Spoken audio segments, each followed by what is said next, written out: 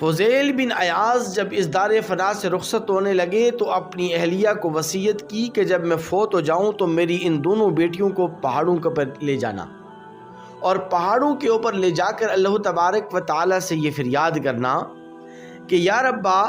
جب تک میرے خاوند حضرت فضیل بن عیاض حیات تھے، زندہ و تابندہ تھے، تو اپنی ان دونوں بیٹیوں کی کفالت اور ان کی تربیت بھی کرتے تھے، ان کی عزت اور ناموس کا تحفظ بھی حاصل تھا۔ لیکن اب میرے خاوند فضیل بن عیاض کو جب تو نے قبر کی پتال میں قید و بند کر دیا تو میری ان دونوں بیٹیوں کی تربیت کون کرے گا، ان کی کفالت کون کرے گا، اور ان کی عزت اور ناموس کا تحفظ کون کرے گا؟ اسی اثناء میں امیر یمن وہاں پر پہنچا اور اس نے اپنے دونوں صاحبزادوں کے ساتھ ان کی بیٹیوں سے نکاح کر دیا۔ واقعتاً جو اللہ کا ہو جاتا ہے، اللہ بھی اسی کا ہو جاتا ہے۔